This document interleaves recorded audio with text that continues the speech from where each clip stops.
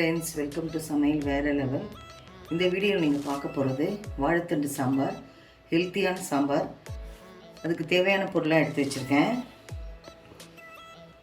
ஒரு பெரிய சைஸ் வாழைத்தண்டு எடுத்து நார்லாம் எடுத்து இந்த பீசஸாக கட் பண்ணி வச்சுருக்கேன்.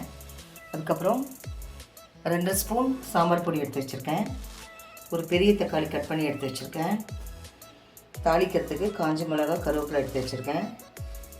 1/2 ஸ்பூன் சீரகம், 1 ஸ்பூன் கடுகு, ஒரு பிஞ்ச் அளவு வெந்தயம் எடுத்து வச்சுருக்கேன் தாளிக்கிறதுக்கு. ஒரு மீடியம் சைஸ் வெங்காயம் கட் பண்ணி எடுத்து வச்சுருக்கேன். அதுக்கப்புறம் ஒரு சின்ன சைஸ் புளி எடுத்து கரைச்சி வச்சுருக்கேன். இது பார்த்திங்கன்னா குக்கரில் பெருங்காயம், மஞ்சத்தூள் போட்டு பருப்பு வேக வச்சுருக்கேன். இப்போ எப்படி செய்யலாம் பார்க்கலாம் வாங்க. அடுப்பத்தை வச்சு ஒரு மீடியம் சைஸ் குக்கர் வச்சுக்கலாம். வேக வச்சு எடுத்த பருப்பு சேர்த்துடலாம். வாழைத்தண்டு சேர்த்துடலாம்.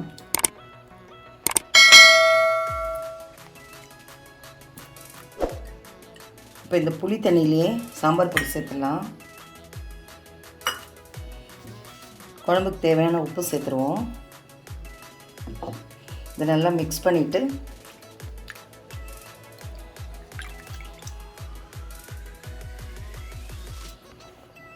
பருப்பில் சேர்த்துடலாம். நல்லா மிக்ஸ் பண்ணிடலாம்.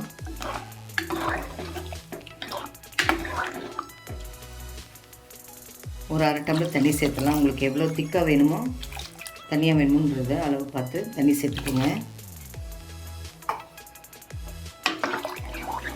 நல்லா மிக்ஸ் பண்ணிவிட்டு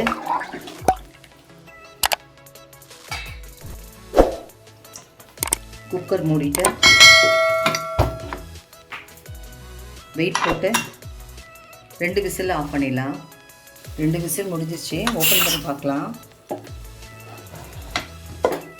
நல்லா வெந்துருச்சு பாருங்கள். இப்போ குழம்பு தாளிச்சிடலாம். அடுப்பத்தை வச்சு ஒரு பேன் வச்சுக்கலாம். தேவையான அளவு எண்ணெய் சேர்த்துருவோம்.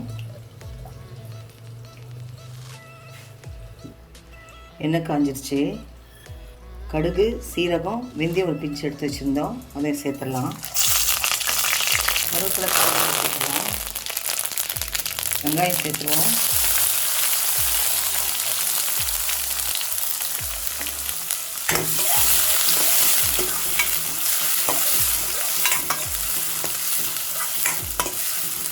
வெங்காயம் வதங்கிட்டோம்.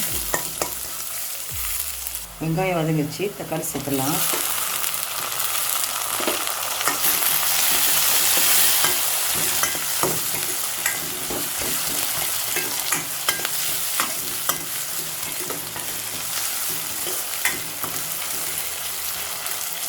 கொஞ்சம் வதங்கிட்டோம்.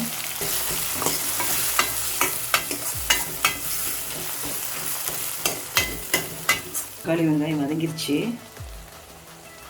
ஒரு 1/2 ஸ்பூன் தனி மிளகாய் தூள் போடலாம்.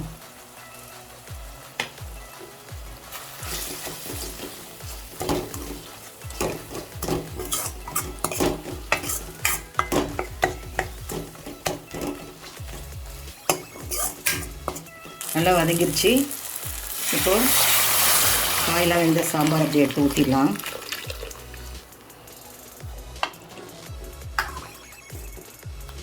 வாழைத்தண்டு நல்லா வெந்திருக்கு.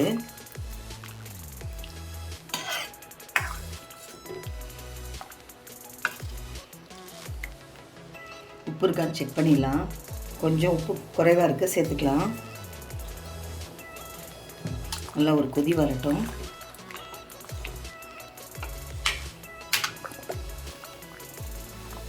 நல்லா குழம்பு கொதிச்சிருச்சு. இப்போ கொஞ்சம் கொத்தமல்லி தழை போட்டு இறக்கிடலாம்.